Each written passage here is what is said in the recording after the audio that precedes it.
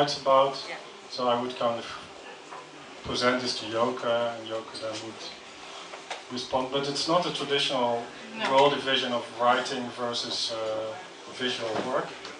It was really a mix of both, and that's why, of course, there's a text by Joke in the book, just like I contributed to the visual arrangements.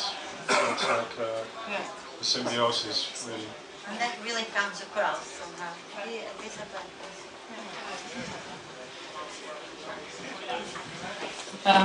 Maybe the way that I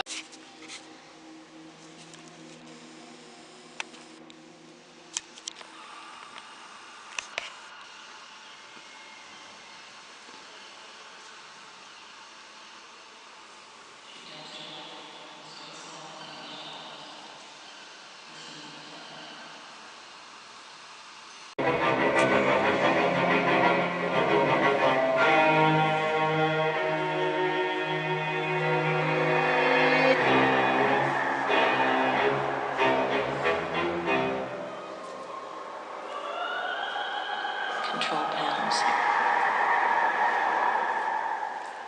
echoing over the water.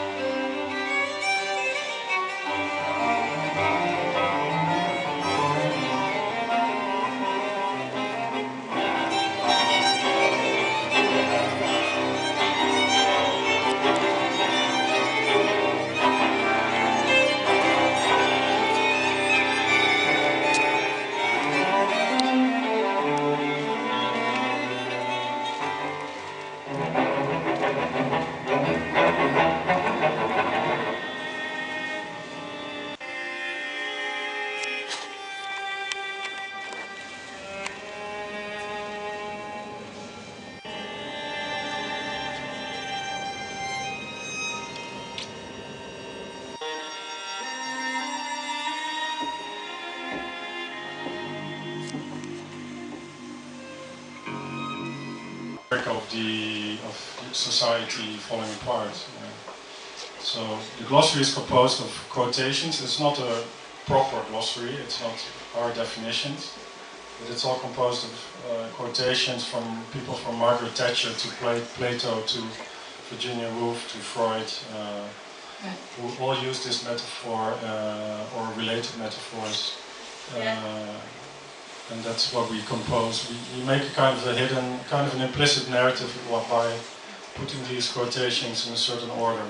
in order you can compare it to what happens in color images, that they have certain big associations, a kind of movie, and then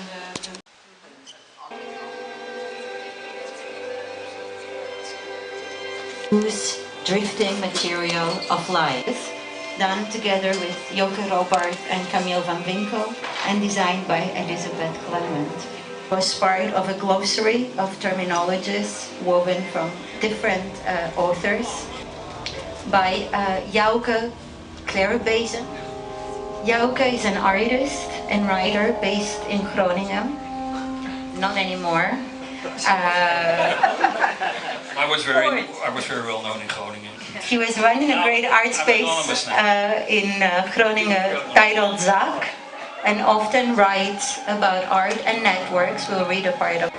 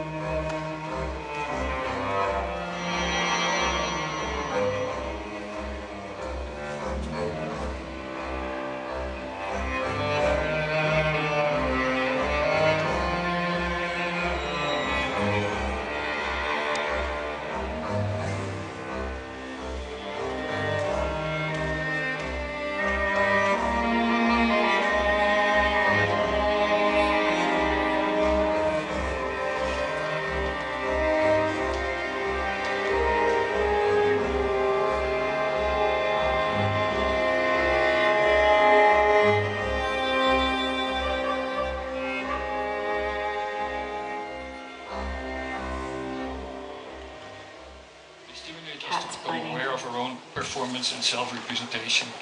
And fashion photography is not for novelty and authority, but they are beacons of identification and conscious self-representation. As the book proves, in images and texts, our beacons change over time. Again, it is there's a timeline, there's almost a time and date stamp on every picture. Image and behavior take on different relationships and inform each other differently. No, I don't think so. Can you? Is wel goed? Ja, weet wel. Okay, so I have this book with me for about 10 days now. Here it is, my copy. I'm already protecting it, because I can also do things to it that we can all do to our own copies, like fold pages and find quotes and make notes. But I didn't have so much time to study it, although I know the authors for a long time, and I've been witnessing this project every once in a while from the. And I mean, we had just had a small talk to get to know each other a little bit better, also the designer, and the word architecture fell in that discussion. And when I was looking at the book already, and these 500 pages, and I looked at the section, I mean, it is an architectural piece. There is like this gray area in the middle, and I mean, if you look at the section already, you know that something is going on there, and this is where the actual archive is. That's the gray part here. It's like I counted, or I did the calculation, it's 371 out of 488 pages. That's this part in the middle, the very important part.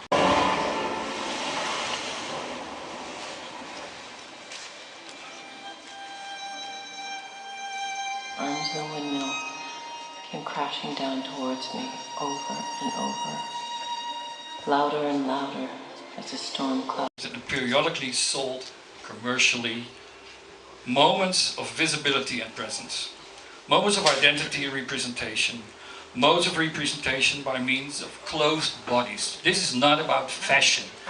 I have to stress this. This is about closed bodies, photographed and distributed by magazine pages. It's a very physical thing, the archive. If you can, yes, I didn't bring slides, but I can use them as illustration. Look at how the pages are torn out. I mean, every rib that we see means that the photograph is taken out of its original context, which was a magazine, with 100, 200 pages.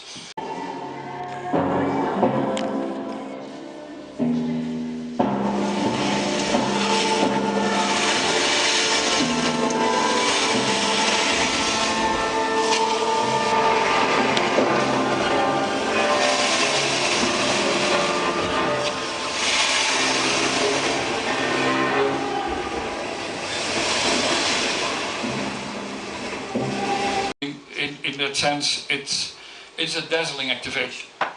So my first impression, when I was entering the book, I was looking for authority. I don't look for authority usually, because I am so authority-loving person. But I was looking for some clues that said, okay, this comes from this genealogy, this comes from that source. And because the most obvious thing in the book is the timeline, there's a date for every entry, which is, I mean, the dates jump from 1979 until 2017, 2018.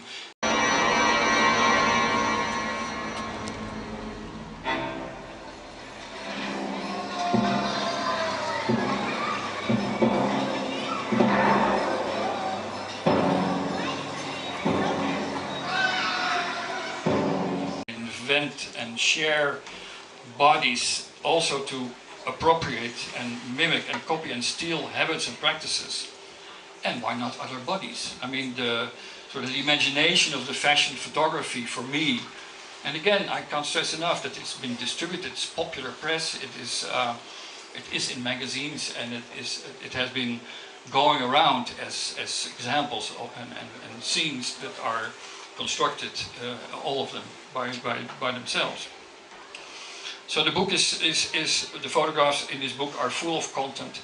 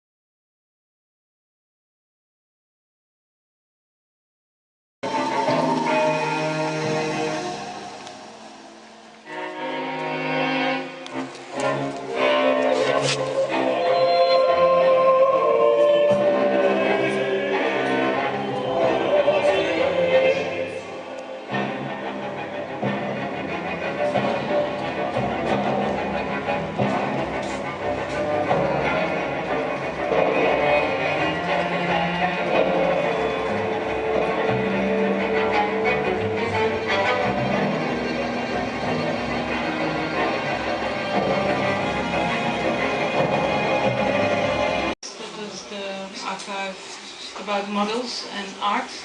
Yeah.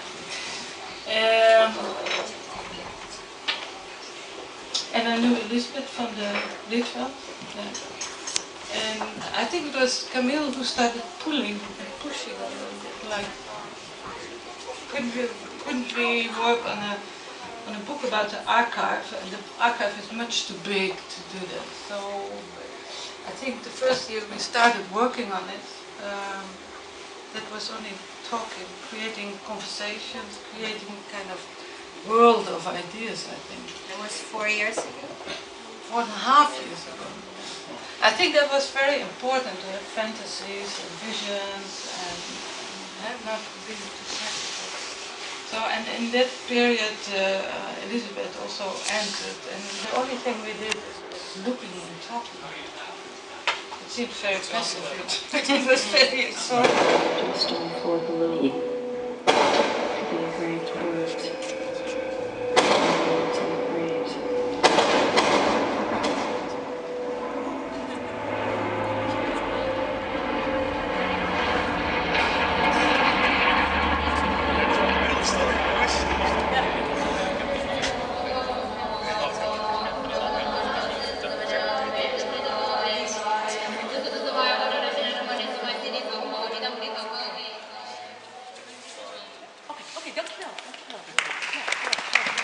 Reading. Reading? Oh yeah, reading. And gradually starting to write also. Yeah. We would meet often like one afternoon and every 2 weeks, I think. And then we would kind of compare results, we would talk, we would Yoko would have prepared a selection of images from the archive that then could be moved about, could be associated with each other. And that's how it was kind of an organic process that slowly built up something. Yeah, not becoming too descriptive. Like here you have a text and that needs an image, because Camiel started writing pretty soon, but not as an illustration of things. So what happened during all this stage?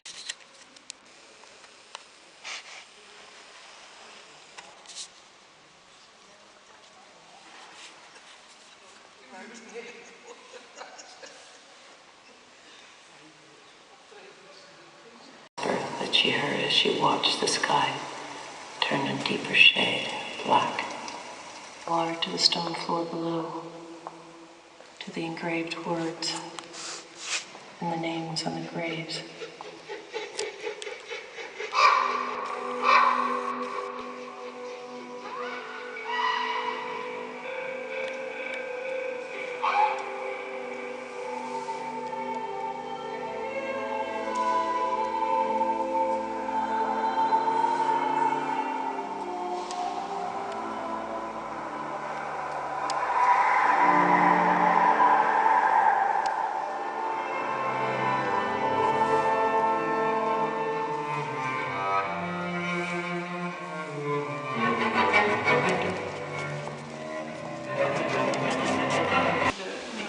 So you create kind of parallel worlds, not in order to make a kind of collage book.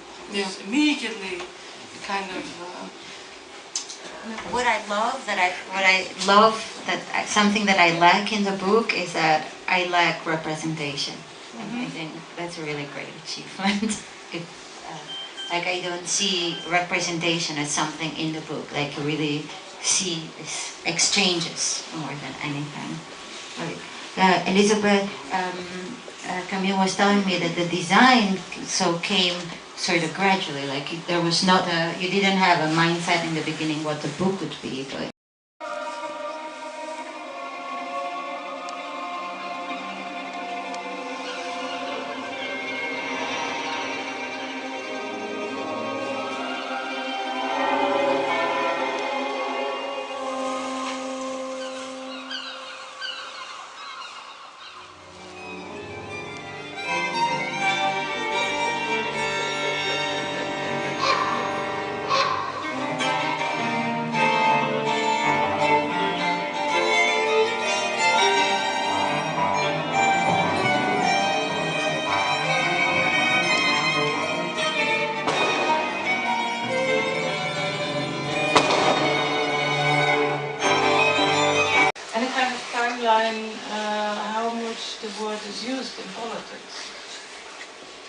So the word social fabric is part of political conversation.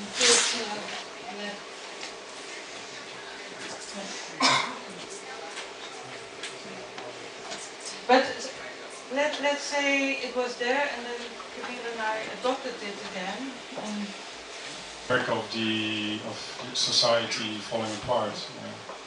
So the glossary is composed of quotations. It's not a proper glossary. It's not our definitions, but it's all composed of quotations from people from Margaret Thatcher to Plato to Virginia Woolf to Freud, who all use this metaphor or related metaphors. And that's what we compose. We make a kind of a hidden, kind of an implicit narrative by putting these quotations in a certain order. In order you can compare it to what happens in the color images, that they have certain associations, they kind of movies, and then They built up this dialogue. 2 years ago. Yeah, I think so, maybe a bit more. Yeah, earlier. okay, earlier. And I had worked together with Joke on different things. Is she here? Rose? Rose? Rose? No.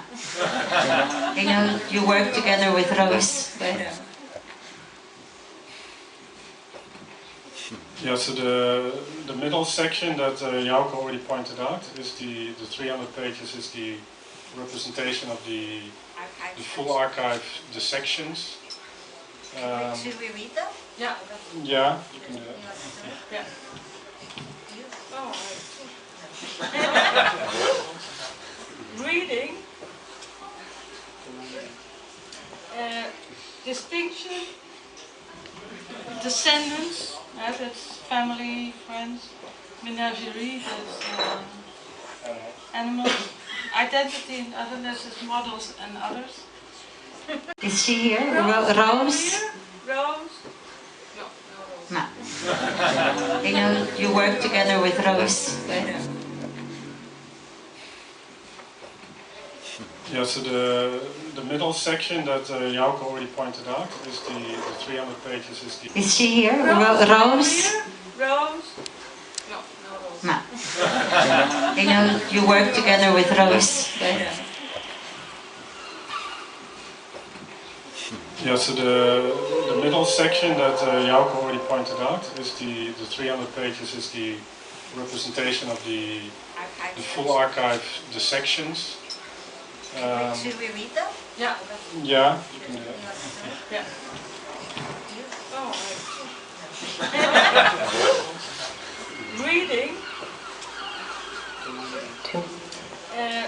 distinction, descendants, that's family, friends, menagerie, that's animals, identity and otherness is models and others.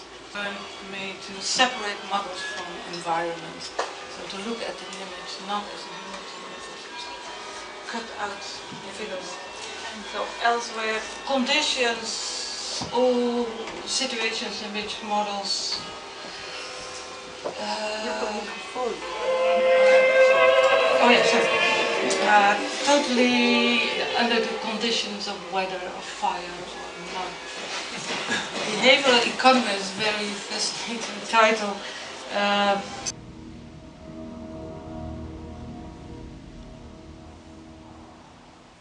Store. That was before the lower levels.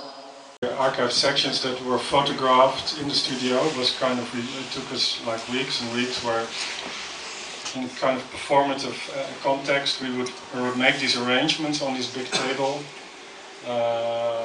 There's like 3 or 4 people, Lino was there, the assistant also.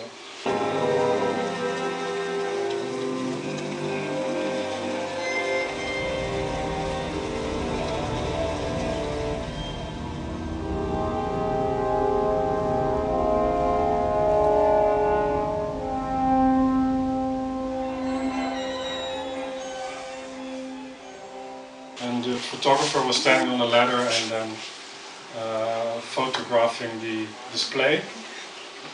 So they are not stacked on a wall, but they are lying flat on a table. which then allowed us to take them away and move on to the next section.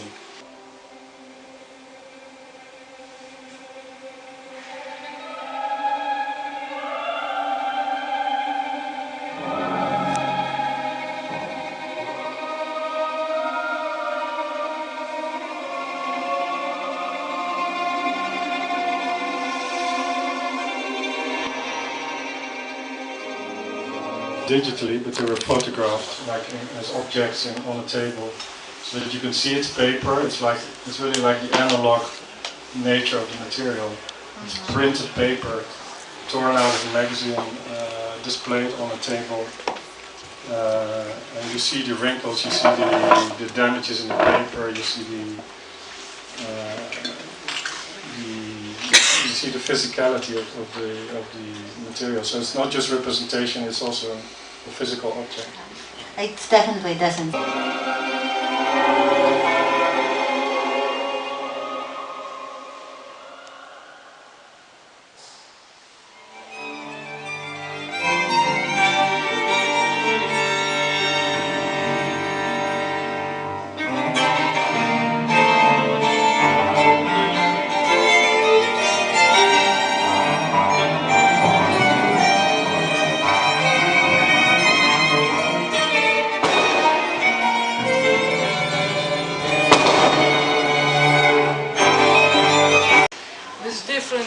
Print procedures and were images, digital images from the beginning of 2000. So how does this is prepared for printing? This is incredible, isn't it? Because there's no common way of printing it. Earlier, we were preparing before we realized how many of you showed up, which is great. And then we were talking about this entity here. It's called archive. I was thinking, I hardly dare to call it archive, because I was saying how I feel it is an archive of images Joke collected, but it's also an artwork, and it seems like I almost feel like I don't have exactly the right word. With Camiel, we spoke a lot about the relation of the body, probably also from a designer perspective. But so, following certain categories, which people are always in the background of photography, which art is still able to be represented in art photography. So.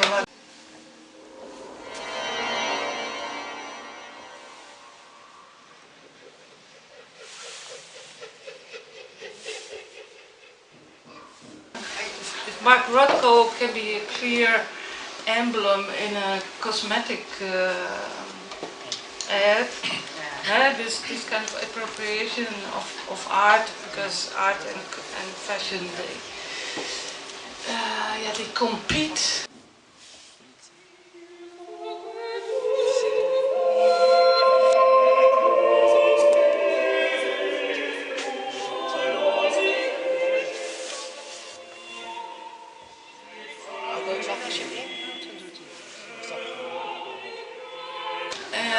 In the hierarchy of cultural expressions, and so you follow a track, and this is not a daily activity, this is just terloops, sideways.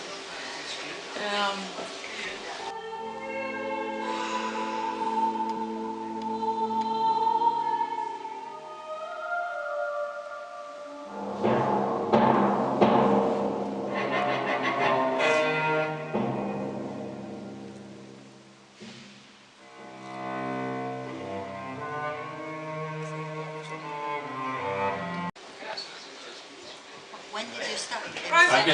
Can I say something?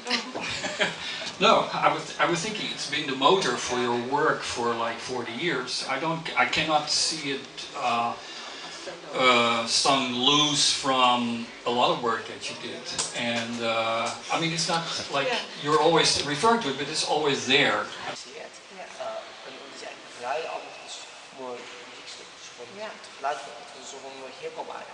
Ja, ik vind het eigenlijk een complete chaos als ik al die geluiden achter elkaar hoor. I mean, your studio has been always there. You have been surrounded by it. And many things come from the spirit of that archive, which isn't an archive at all, I think I agree. It's more like a lifeline with, I don't know what. I mean, it's...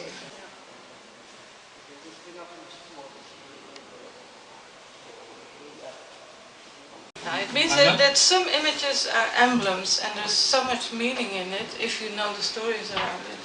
And that makes you interested, and then you try to make a series out of it. But I have to say, this archive is so big and so also very nice if you don't have to present it all the time.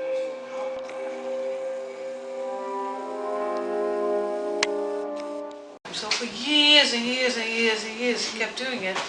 Only since 2007 I started to work it out again into projects, research in different places, starting to work with younger people to open it up.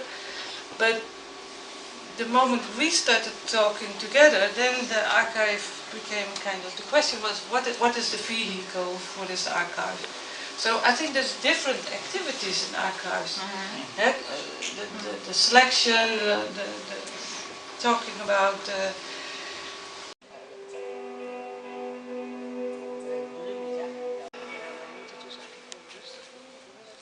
produced in the black and white section, in the archive section. You will find again in the color section, in the color sequences, where they have become taken out of their fixed category and then they've been integrated in different scenarios, different narratives. And these things change, so they come out of their box and they start to connect to other boxes in a way. And that's what conceptually that's the difference between the color lines and the black and white tableaus, you could say. I think there's also material.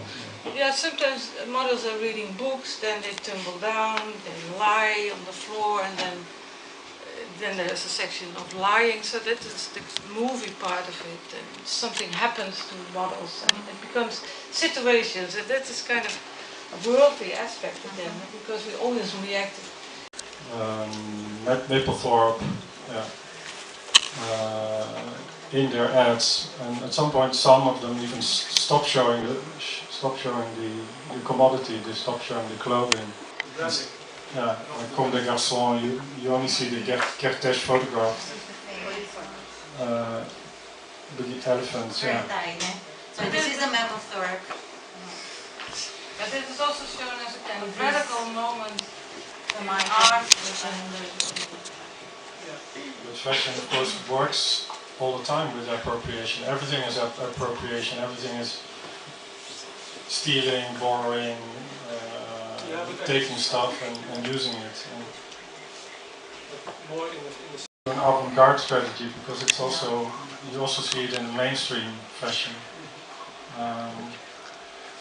In the text as a tool for homogenization, so making things equal by absorbing them, like eating them up in a way, as Barthes said. So, and that happens all through all levels of fashion, of course. The murder on board, as the people grew fewer every day, and the faces more terrified. There's a storm coming, was the last whisper that she heard as she watched the sky turn a deeper shade, black.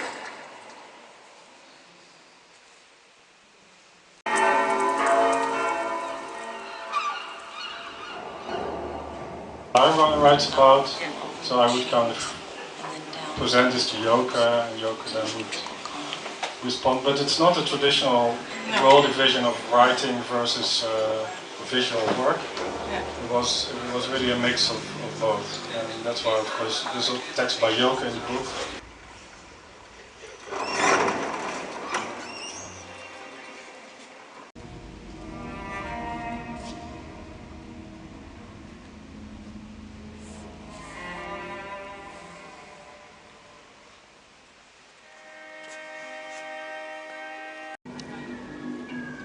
Just like I contributed to the visual arrangements, so it's like a symbiosis, really.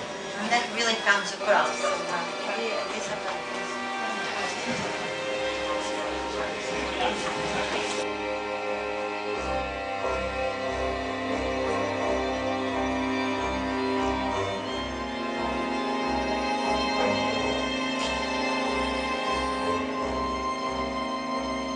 Of the society falling apart. So the glossary is composed of quotations. It's not a proper glossary, it's not our definitions, but it's all composed of quotations from people from Margaret Thatcher to Plato to Virginia Woolf to Freud. Secret panel on the wall. It isn't songwriting. Wow. Seems like a thing of the main. Was een voerstappen. I think for me, the feeling from all the discussions that we had was the incredible consideration of how you come to meet all the content, like how you go from looking to reading. It also involves the images that are there. So much is there to read on them, also in terms of the text and different types of ephemeral representation of time, and also how you understand that they exist in a space as actual, torn problem. But I think the way that our process went was that the solutions were already there. So I remember when I was sort of presenting it, and Astrid from Alice was also there, I felt like so many of these things had already materialized through the discussion, what am I putting together here?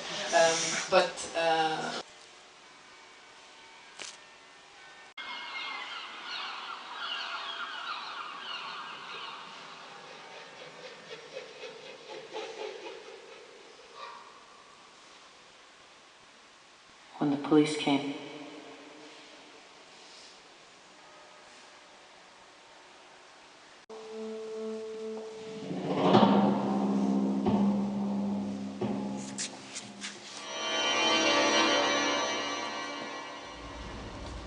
too many people.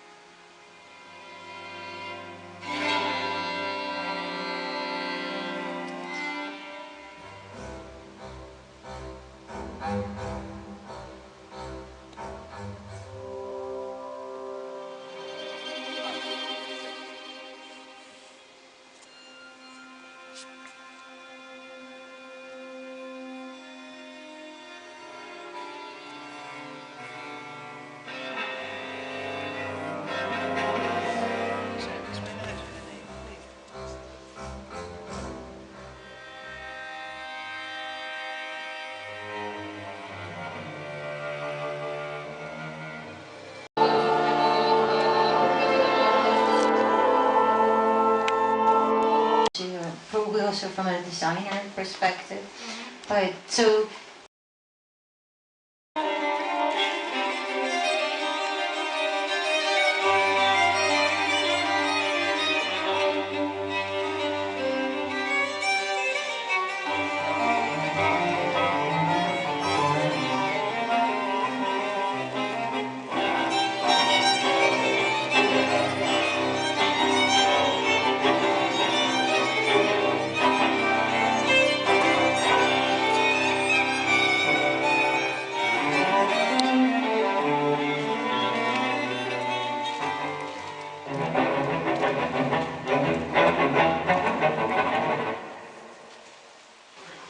way of printing earlier we were preparing before we realized how many of you showed up, which is great. And then we were talking about this entity here. It's called archive. I was thinking, I hardly dare to call it archive.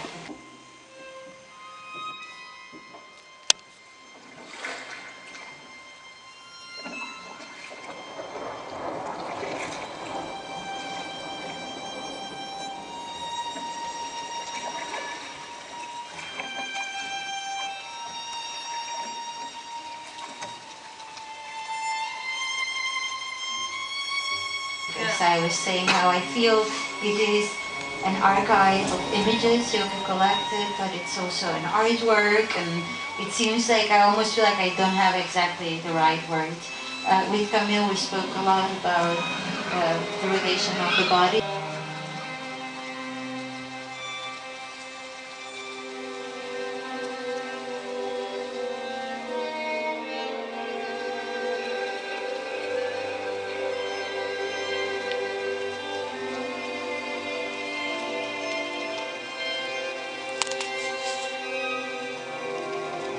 Images that stir you up, that excite you, make you angry, and then you start following certain categories. Which people are always in the background of photography? Which art is still able to be represented in art photography? So like, if Mark Rothko can be a clear emblem in a cosmetic ad, this kind of appropriation of art, because art and fashion. And the organist slogged 300 years ago. The boat's toilet was filled by the second day. Water was running short.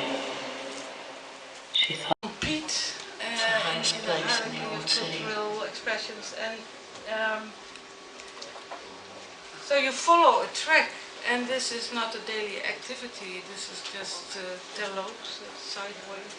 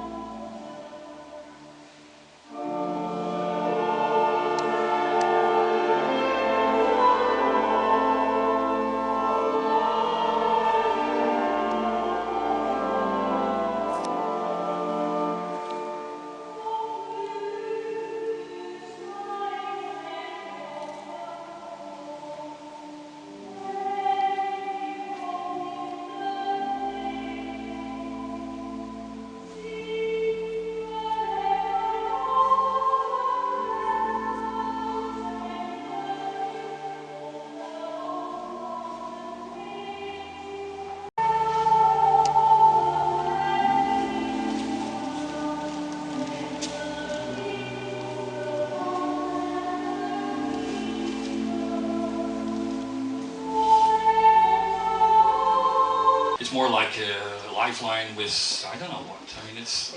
No, it means that some images are emblems and there's so much meaning in it if you know the stories around it. And that makes you interested, and then you try to make a series out of it.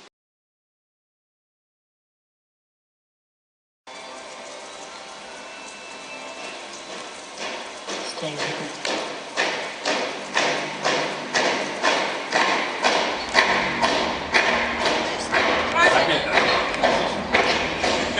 No, I was thinking it's been the motive for your work for like 40 years. I cannot see some loose from a lot of work. And I mean, it's not like you're always referring to it, but it's always there. It's always there. You're being surrounded by it. And many things come from experiment, like art, which is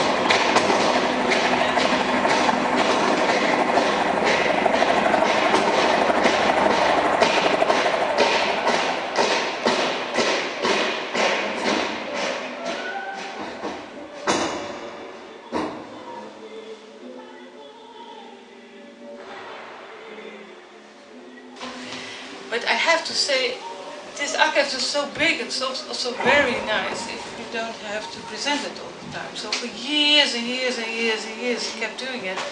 Only since 2007, I started to work it out again into...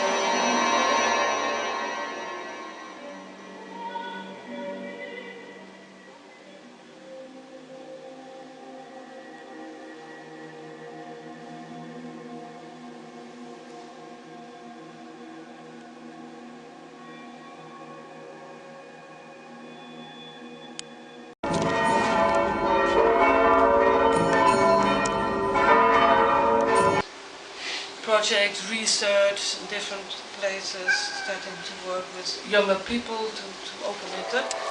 But the moment we started talking together, then the archive became kind of, the question was, what is the vehicle for this archive? So I think there's different activities in archives. The selection, the talking about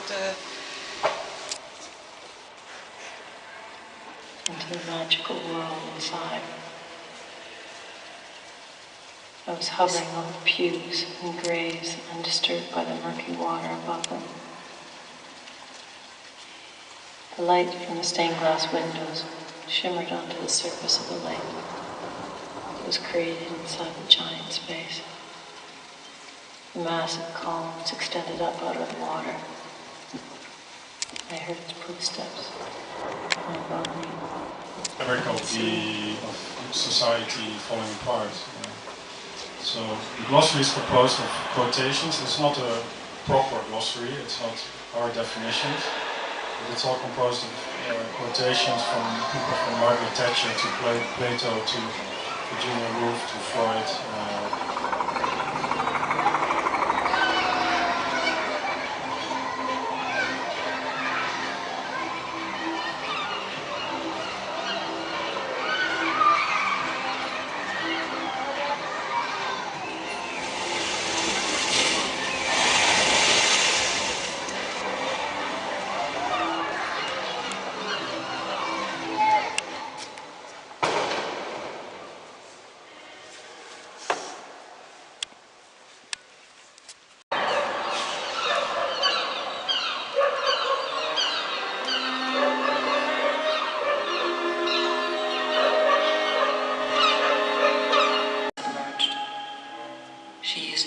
The horizon from the bell tower.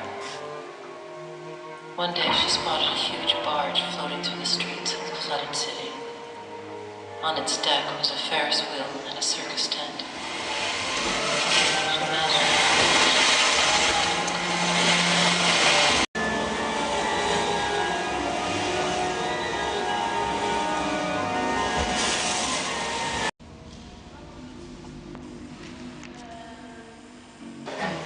use this metaphor or relatable metaphors.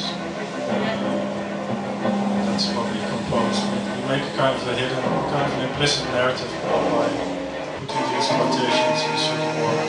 in order you can compare it to what happens in Cardiff. They have associations.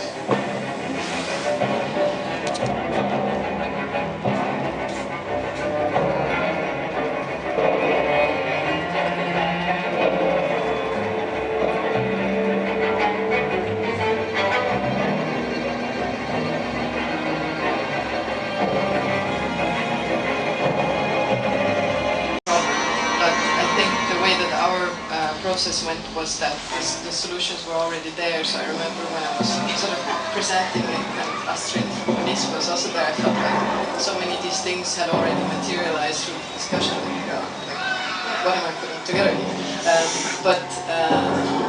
I think for me, the feeling from all the discussions that we had was the incredible consideration of how we come to read all the content, how we go from looking to reading. It also involves the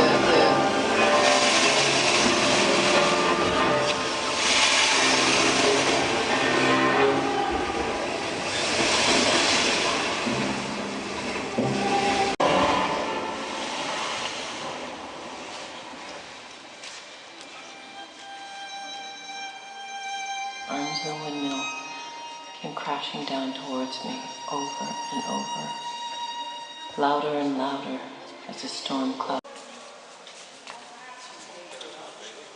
The images that are there, so much is there to read on them, also in terms of like text and different types of ephemeral representation of time, and also how you understand that they exist in a space as actual, torn out pieces that represent a bigger picture that it was from, and through thinking about how the caption sort of